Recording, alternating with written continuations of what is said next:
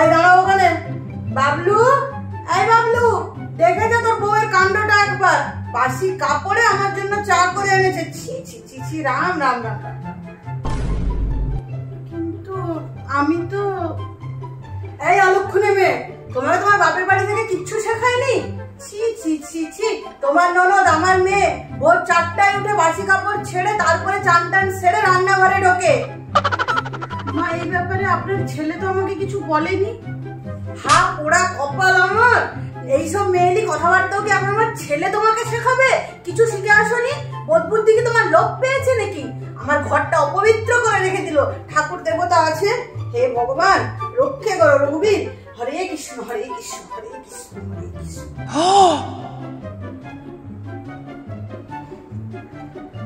এই অলক্ষী, তুমি ভাত খাচ্ছ যে? কেন মা, খাবো না? এই তুমি আমার ছেলের দীর্ঘায়ু কামনা করবে? আমার ছেলের কপালটাই খারাপ। কি বলছেন কি মা এগুলো? আমি তো কিছুই বুঝছি না। কেন, বাপের বাড়ি থেকে কিছু শিখে আসনি? হ্যাঁ, শিখবেই বা কি করে? মাও তো হয়েছে ওরকমই, জানো না? বর খাওয়ার আগে বউকে খেতে নেই। কিছুই তো শিখে আসনি দেখছি। বাবা, ওখানে আমার ছেলেটা অফিসে কাজ করছে গরমে, আর এখানে বসে বসে গদগদ গদগদ করে ভাত খেয়েছে।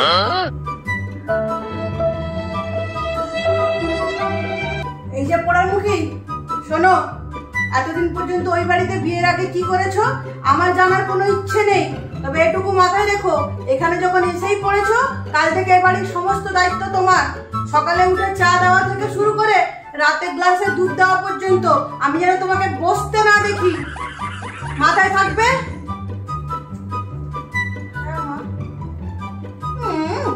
দীক্ষেতা। হ্যাঁ, আরেকটা কথা, বাবলু বলছিল তুমি নাকি কি সব চাকরির ফর্ম টর্ম ফিল আপ করেছো। ওইসব চাকরি টাকরি তুমি করতে যাবে না। বাবলুকে বলে দিও, আমি তোর মুখের উপরে বলতে পারি না, তুমি ওকে বলে দিও যে আমার পরম ধর্মই হচ্ছে শ্বশুর শাশুড়ির সেবা করা। চাকরি করতে যাবে? মিত্তির বাড়ির বৌমারা কোনোদিন চাকরি করতে যায় না ঢ্যাং ঢ্যাং করে লাফিয়ে লাফিয়ে। চাকরি করছে? আগে ঘরে সংসারে কাজ করো, তারপরে যাবে চাকরি করতে। বাবলুকে বলে দিও আমি যেন না দেখি যে ওইসব ফর্ম টর্ম ফিল আপ করে চাকরি করতে যাচ্ছ। এমনিও সমাজ এইসব চাকরি করা মেয়েদের ভালো চোখে দেখে না, বাকিটা তুমি বুঝে নিও।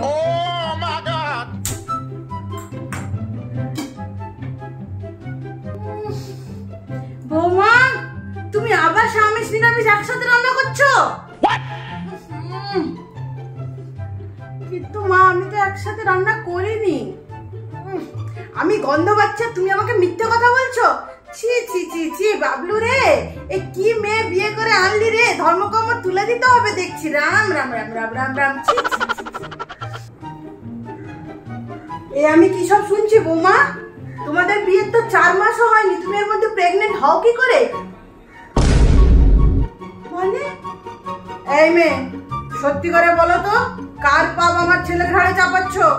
এই জন্য এত তড়িঘড়ি করে বিয়ে? সত্যি করে বলো। আপনার ছেলের পাপ আপনার ছেলের ঘাড়েই চাপাচ্ছি।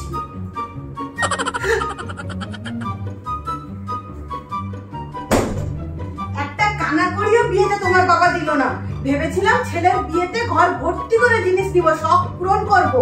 বাবা একটা কানা করিও দিল না। সোনা দানা তো দূরের কথা, একটা বেনারসি পর্যন্ত করাতে পারলো না তোমার বাবা। সুতির ছাপা শাড়ি পরিয়ে পাঠিয়ে দিল। কত কিছু লেকচার দিয়েছিল বিয়ের আগে। এখানে আবার আমার বাবা মাকে টানছেন কেন? থামো, মুখে মুখে কথা। এখন একটা খাট গদি পর্যন্ত এসে পৌঁছালো না, বাকি কথা তো ভুলে যাও। যখনই বলি তখনই কিনা মিস্ত্রি বানাচ্ছে। কেমন খাট বানাচ্ছে যে এখনো শেষই হচ্ছে না বানানো। বাবা, আমার ছেলের বলে কত শখ ছিল একটা বাইকে, তা তো হলোই না। আপনার ছেলের শখ তো আমার বাবা কেন দিবে? ছেলেটা আমার কত শখ করেছিল একটা বাইকের। ভেবেছিলাম ওর বিয়েতে ওর ওই শখটা মিটিয়ে দিব। কিচ্ছু হলো না, কিচ্ছু হলো না। তোমার জন্য করে কিচ্ছু শখ পূরণ হলো না আমার ছেলেটার। এখন ও অফিস যাচ্ছে সাইকেলে করে।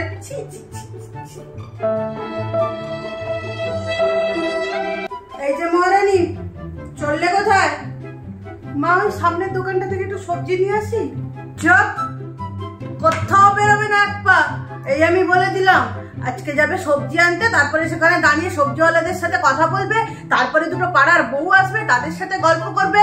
শোনো বৌমা, আমি এখন থেকে বলে রাখছি, একদম বাড়ির বাইরে পা রাখার চেষ্টা করবে না।